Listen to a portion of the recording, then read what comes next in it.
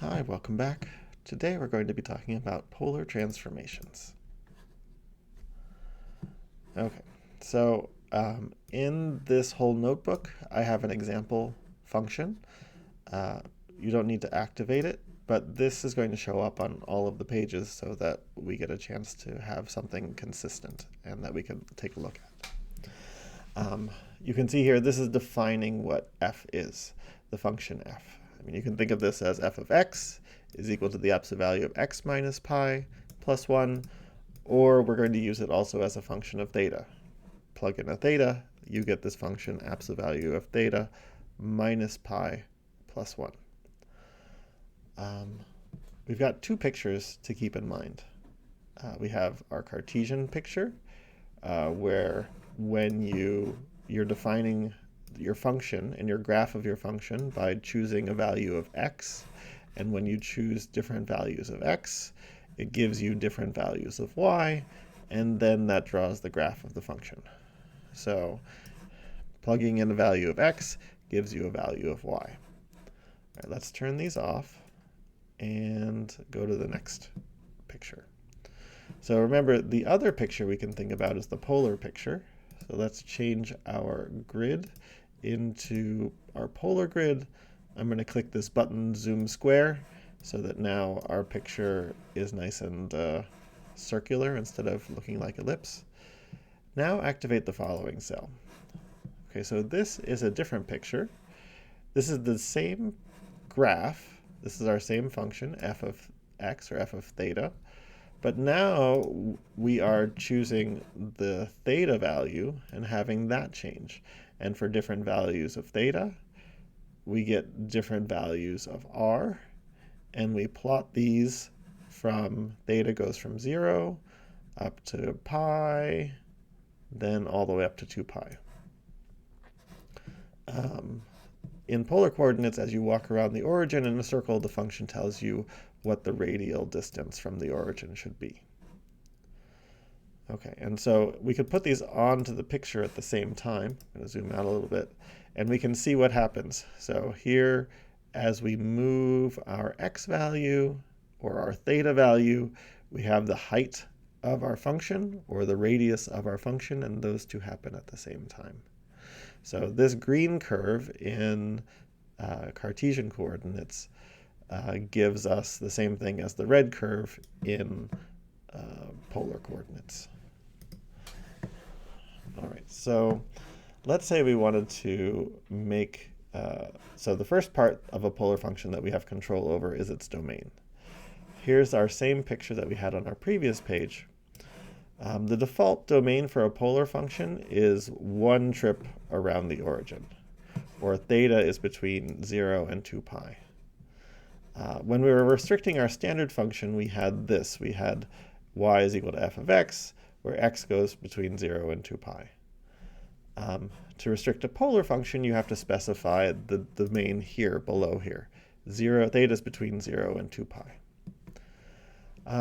The first thing we might want to do is we might want to change this to be a smaller domain. So if you change the domain, you can change the curve from being this size to being a smaller part. You only get part of the function. So we're used to doing this when we have y as a function of x, and x goes between pi over 2 and pi. That gives us a restriction of our original function. If we do the restriction in with the theta function, with the polar function, we need to restrict the domain here between the domain below the function. So what that gives us is it gives us this polar function that's only defined, instead of starting from 0 and going around the origin all the way to 2 pi, we're only doing this quarter of it from pi over 2 to pi. And so that gives us this shape. So let's say instead we restrict the domain to be from 3 pi over 2 to 2 pi, or pi over 4 to 3 pi over 4. How is that going to change which part of the curve we see? Take a quick try it out, and then come back.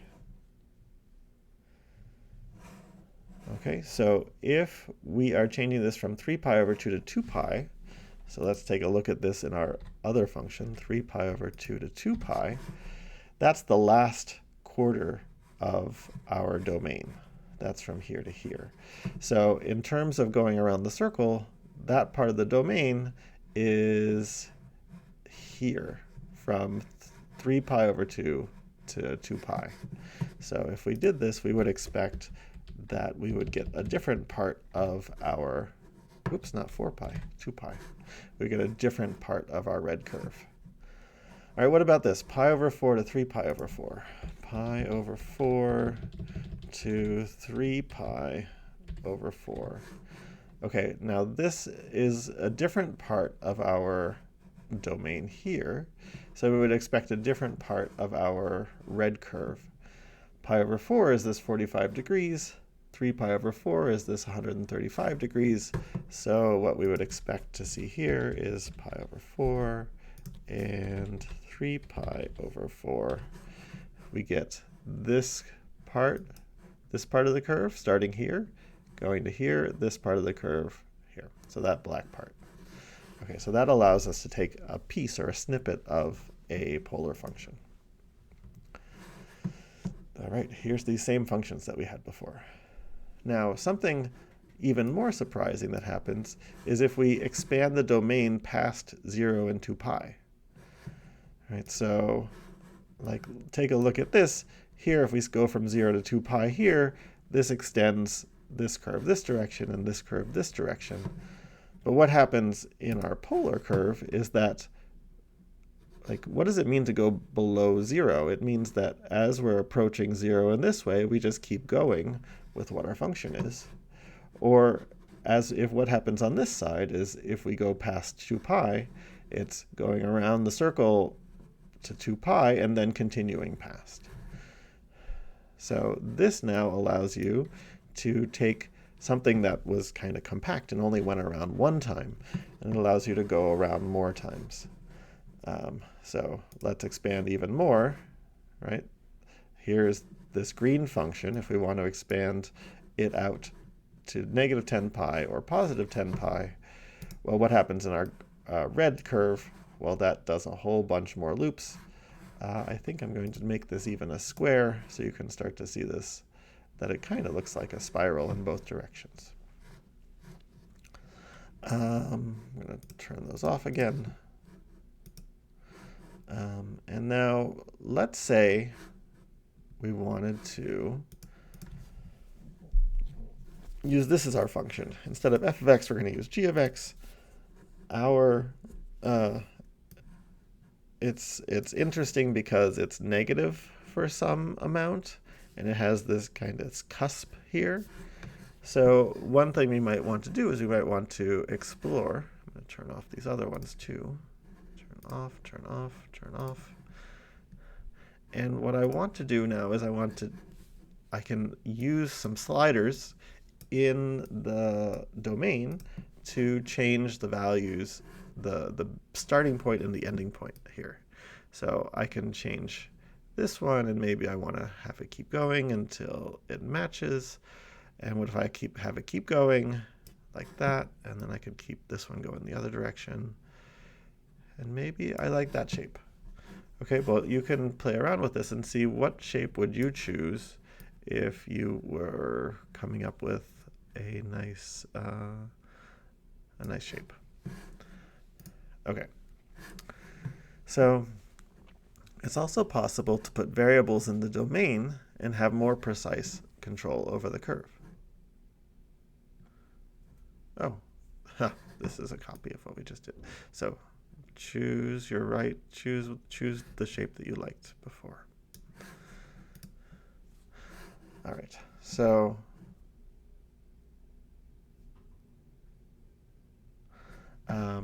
what we want to do now, so now we've changed the domain, but we'd like to transform the function other ways.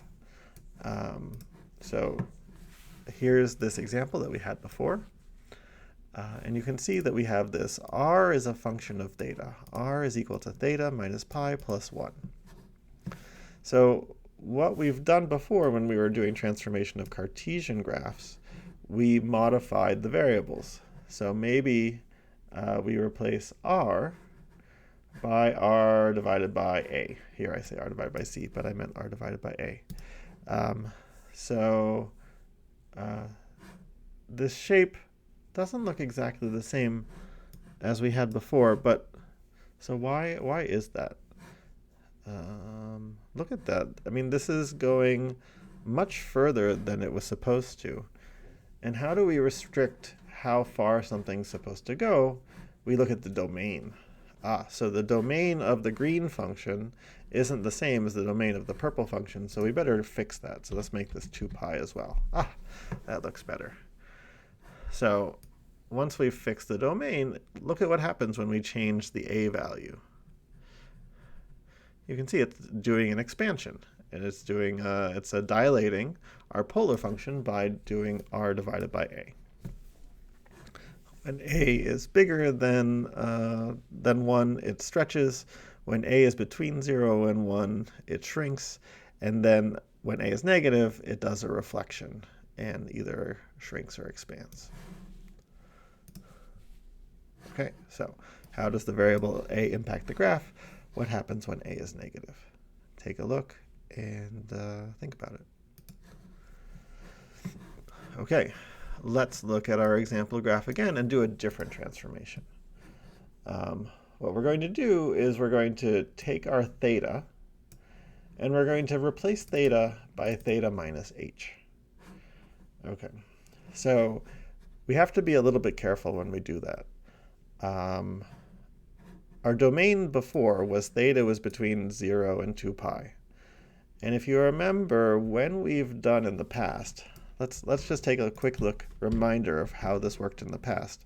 When we had y as a function of x, y is equal to x minus pi plus 1.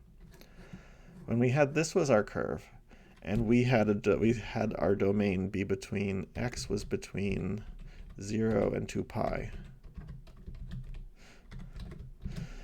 When we wanted to do a transformation where we replaced x by x minus h, we had to do that everywhere.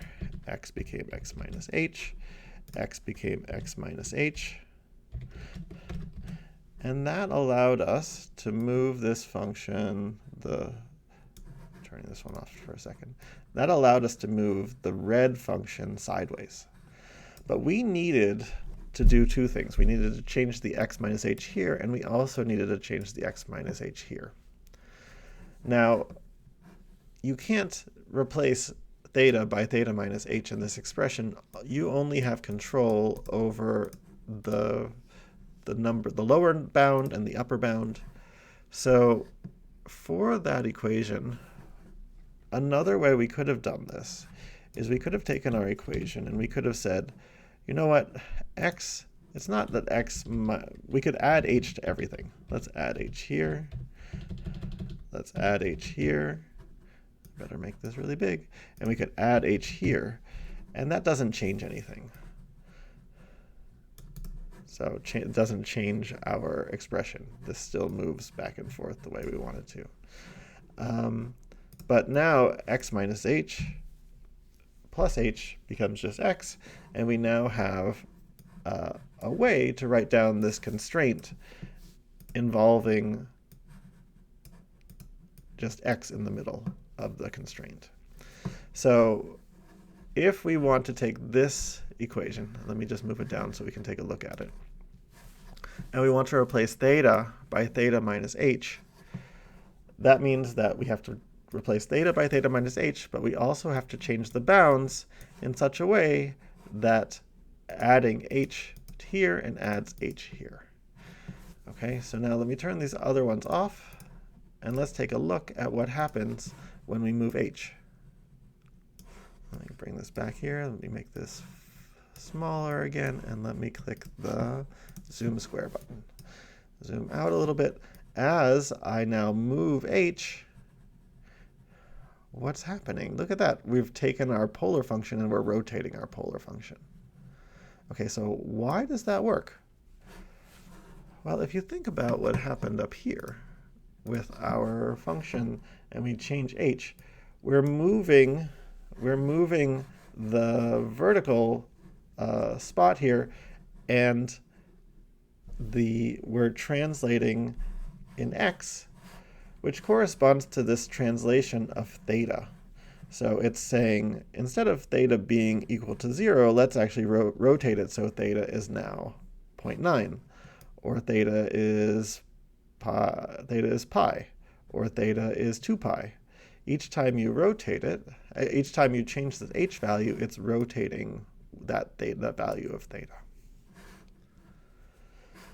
Okay, nice.